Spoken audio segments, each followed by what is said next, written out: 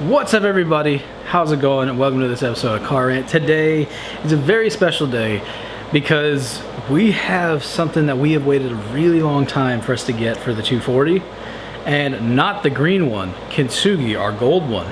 Many of you guys should remember this car because we spent an entire summer working underneath this car, getting the suspension right and making this thing live again. But unfortunately, the car broke in a plethora of ways because, after all, it is a 240. And now we are going to be actually taking the KA that's in it out for something different.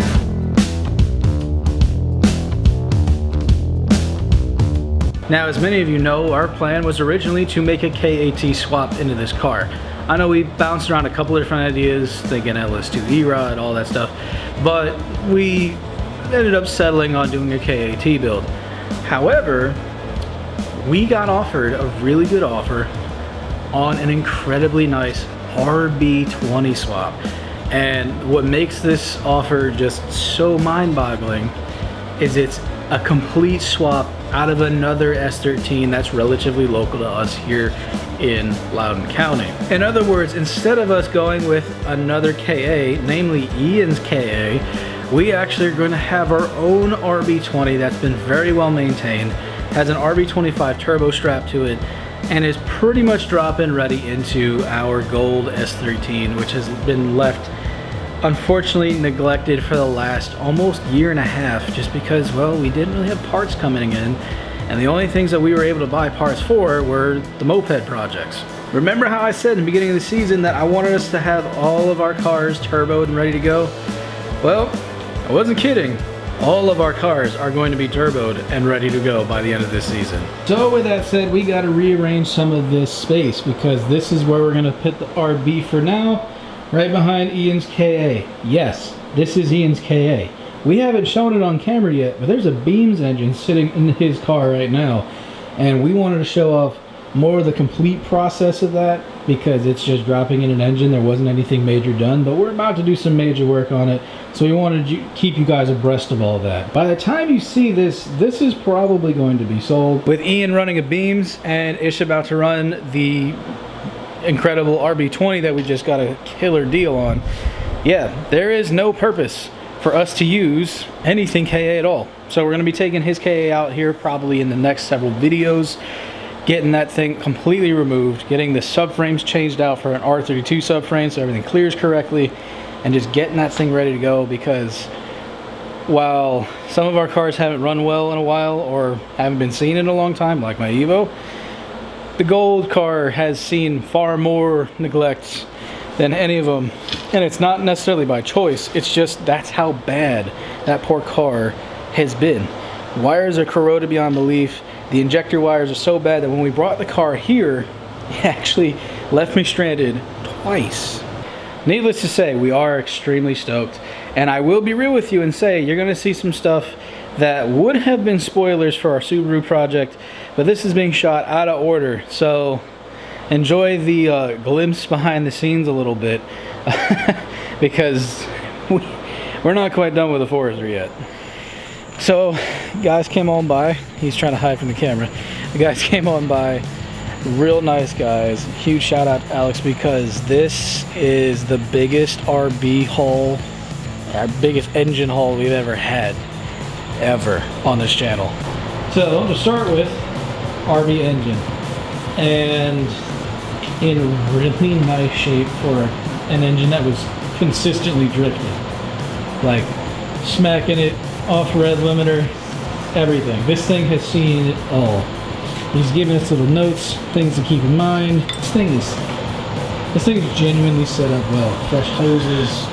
We have not one, not two, but 3 engine harnesses. We have multiple intakes and manifolds.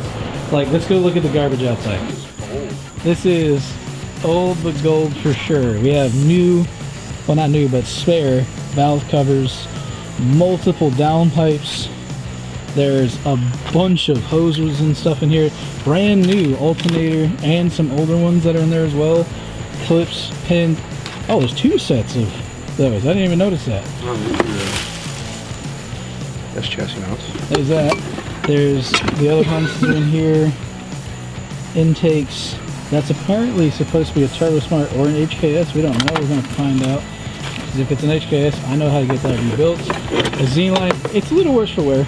You see the dings all over it. But I think it'll work because it was running just fine with the way it was. There's another pipe. The rest of that stuff is obviously running Forester. But like, dude, there's so much here. There's actually a box.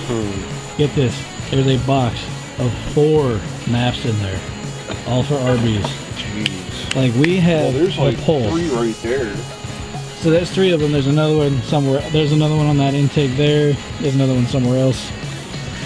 Drive shaft 1 piece for an RB swap. We're also getting the subframe mailed to us, and that box right there, Ian, if you could do the honors. Look at this. Every single bolt in an RB. This dude is taking apart multiples, so we have spare knock sensors, like bell housing stuff. Like there's everything we'll ever need bolt-wise for this engine. That's all for the gold car. Now we just have the fun part. We gotta figure out where the heck we're gonna put all this. First, we gotta get that hoist put back in the corner, and then I think we might need to go shopping and get another shelf, because this is a lot more than I thought I was getting. He told me I was getting a lot. Yeah, I didn't realize like it meant this. He was like, yeah, you're gonna get a couple wiring harnesses, a couple extra maps, I remember an extra clutch and a drive shaft. I did not imagine just all of this. The cacophonous amount of stuff here. Jeez, this is... Whew, it's like Christmas in July. Well, August now, but you know what I'm saying. So the clutch that came with it is not a cheap clutch. Do you remember what he said it was? I can look at it real quick. It's like a $3 grand clutch. It's stupid expensive, and it came on the motor. So we're thinking we might actually just get it rebuilt. Yeah. And put that on it. ATS. It's a Supercross, yeah. God. And this came with it. Yeah. Like, this is the biggest haul we ever got. And truth be told, we got to be honest, we paid $4,000 for all of this. We got away with highway murder. What do you say to that? What do you say to that, S-chassis boy? Exactly. Read him and weep, S-chassis for him. My cars were 10K. I know what I have. Boom.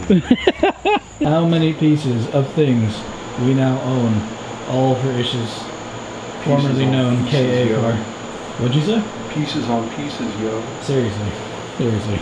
The only thing we're probably not going to use is the CSF radiator, because, well, it looks like a world map.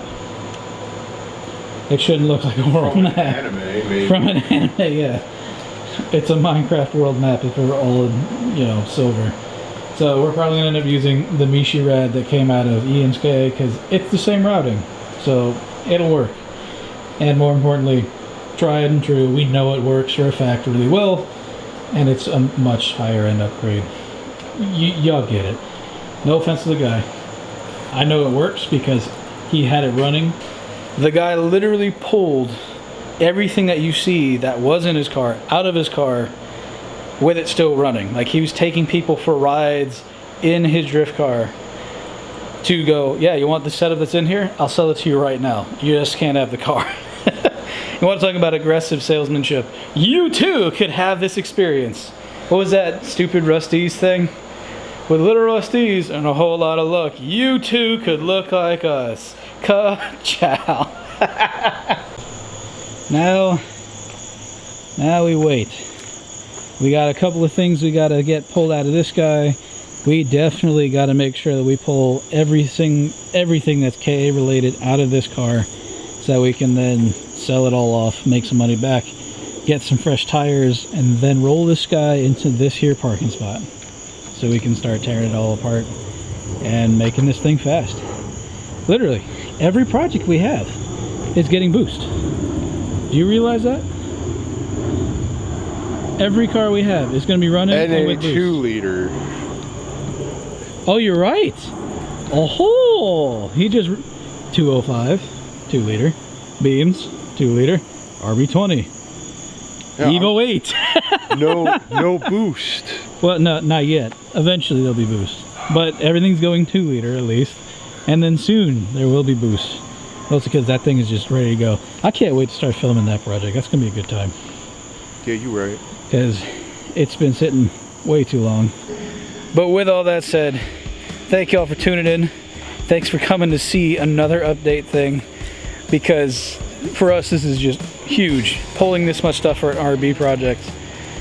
I wish I had deals like this for Evo stuff. Bro, seriously. I wish I had this for any of my projects. To be fair, there was that one deal that we almost jumped on.